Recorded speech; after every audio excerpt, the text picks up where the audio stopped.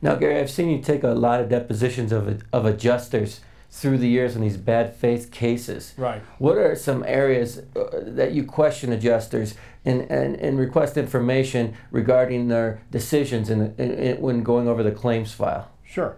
Did you treat your insured's interest the same as yours? Did you look for coverage and did you explain it to your insured?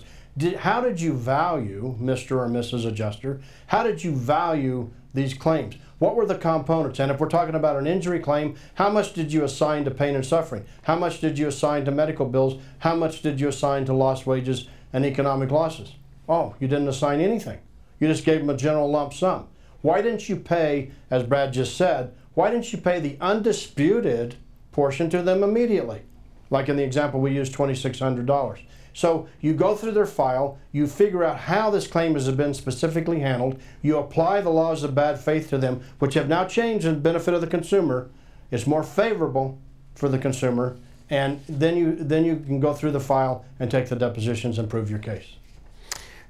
Now, you said it's more favorable in the benefit of the consumer. How is that?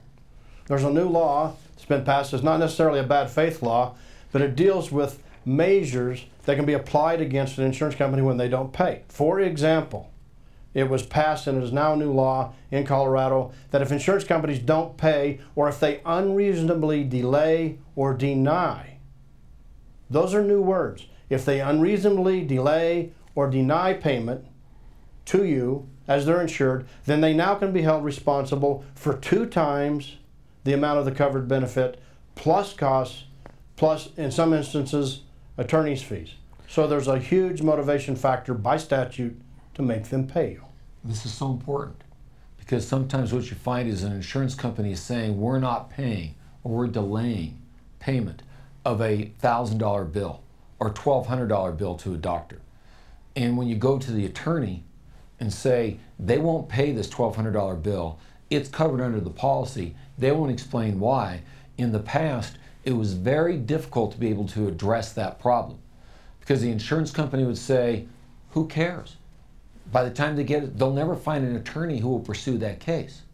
Now, if you're entitled to get attorney's fees for the failure to pay, you can not only get your client's bill paid, but that client now gets the attorney's fees paid also.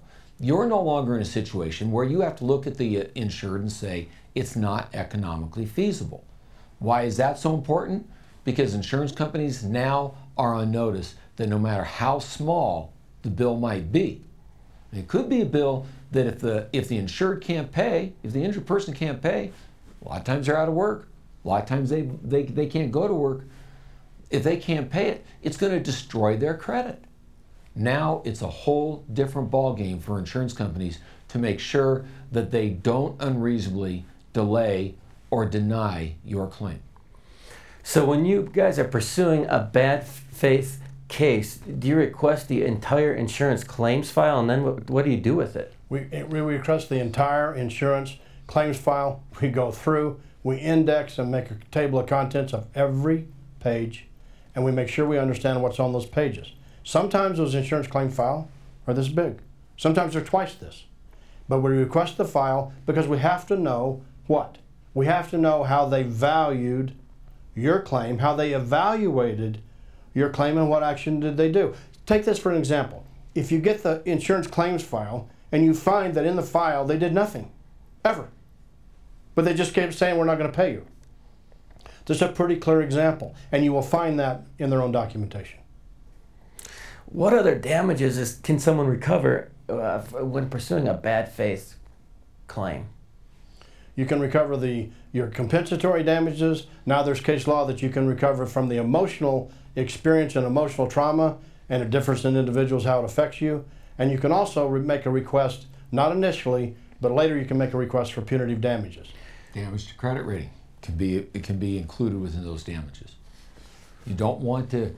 The idea is to make sure the insurance company understands that you're going to get fully compensated, and you're going to pursue all damages necessary to fully compensate the insured so the insured has the bill paid.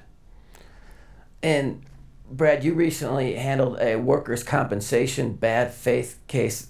Is that basically what we're talking about here, the same type of situation? Well, there's duties that the work comp insurer has. We talk about this in another part of this seminar, where we talk about the fact that in a workers' compensation case, normally the employee who's been injured is going to the employer's doctors. The employer's insurance companies are paying the bills. The employer's insurance companies and doctors have the first say in what kind of medical care and treatment there's going to be. If in fact a person goes to and jumps through all those hoops that they're supposed to jump through, and they start finding out that the insurance company is not willing to compensate them, not just for the bills that were sustained when they went to their employer's doctor, but also for their 2/3 of their average weekly wage, not being compensated for their disability, and for their permanent partial disability, or for their wage benefits they're supposed to be recovering. Yes, you hold those people responsible for the failure to pay. That can be in two particular forms. One can always be going to the work comp judge and asking for daily penalties. The other one can be filing an independent civil action in a court of law to require the insurance company to come in and explain their conduct to a jury.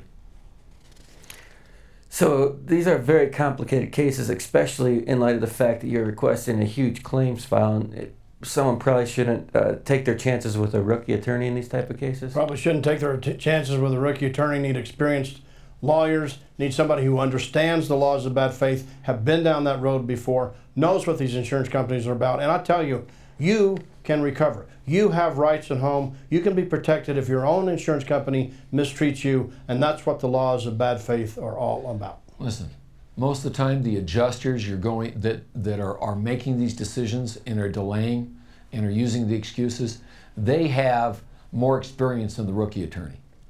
Nothing against a rookie attorney, but the bottom line is the adjusters have been trained, they've been at it for years, they have experienced attorneys helping them. You don't want to be alone, and you don't want to have somebody brand new. You want to have somebody who's been through the fights and understands what their real purpose is, what the adjuster's real purpose is when the adjuster's not paying you.